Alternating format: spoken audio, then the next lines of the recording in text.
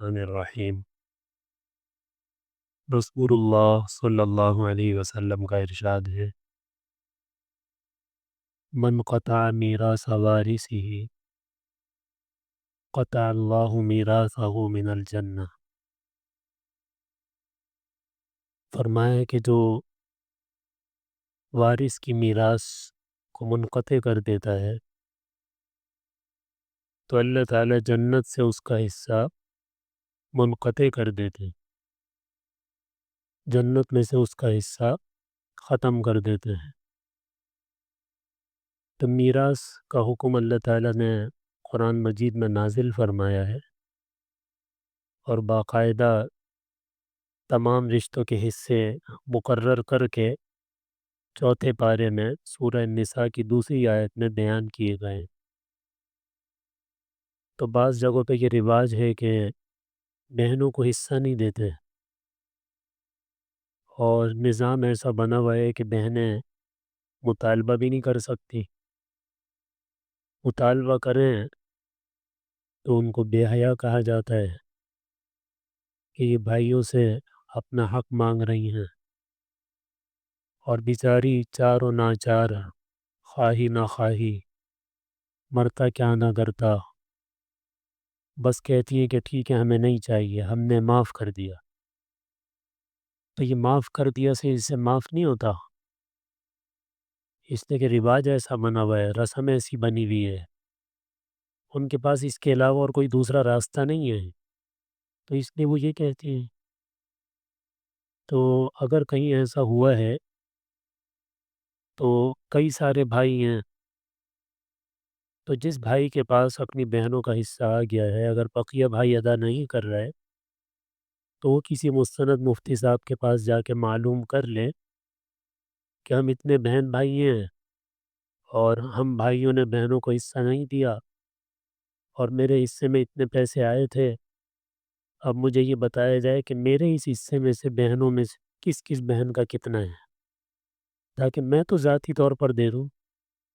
ٹھیک ہے باقی نہیں دے رہے میں دے دیتا ہوں،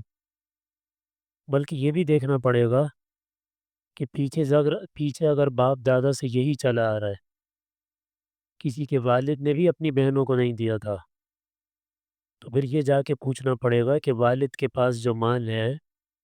یہ تو والد نے اپنی بہنوں کو بھی نہیں دیا تھا، تو پہلے اس میں سے حصہ اپنی پھوپھیوں کو پہنچانا پڑے گا، وہ سارا پوچھنا پڑے گا، تفصیل بتانی پڑے گی۔ یہ سب اللہ نے قرآن میں کیوں بیان کیا ہے؟ نماز کے لیے تو چھوٹا سا جملہ ہے، اقیم الصلاۃ، بس باقی ساری تفصیلات آپ صلی اللہ علیہ وسلم نے بتلائیں کہ بھئی نماز کے فرائض کیا ہیں، شرائط کیا ہیں، ارکان کیا ہیں، واجبات کیا ہیں، سنتیں کیا ہیں، مستحبات کیا ہیں، نماز کن چیزوں سے ٹوٹتی ہے، کون سی چیزیں مکروہ تحریمی ہیں، کون سی تنزیہی ہیں، یہ ساری تفصیلات اللہ تعالیٰ نے آپ صلی اللہ علیہ وسلم کے حوالے فرما دی۔ لیکن یہ میراث کا معاملہ خود اللہ تعالیٰ نے سب کے حصے ایک ایک کے بتائے کہ فلاں رشتہ دار کا اتنا ہے، فلاں کا اتنا ہے، فلاں کا اتنا ہے، فلاں کا اتنا ہے، قرآن کھول کے پڑھ لیں تو اس معاملے کو ہلکا نہیں لیں،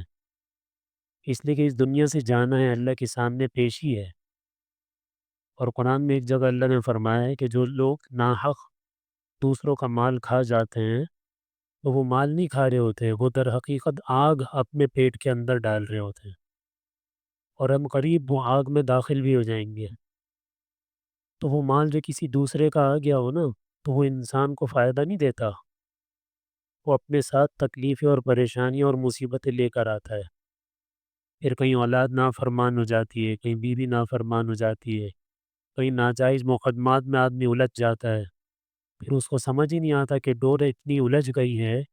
کہ اس کو سلجھائیں کیسے، اس کا سرا ہی نہیں مل کے دے رہا۔ تو یہ جو حق تلفی کی گئی ہوتی ہے، کہتے ہیں کہ بھئی ہم تو روڈ پر آ جائیں گے اگر بہنوں کا حصہ دیں گے، تو بھئی اللہ سے جا کے لڑو نا کہ اللہ نے کیوں بہنوں کا حصہ کر دیا کہ ہم روڈ پر آ جائیں گے، تو اس میں بہنوں کا کیا قصور ہے؟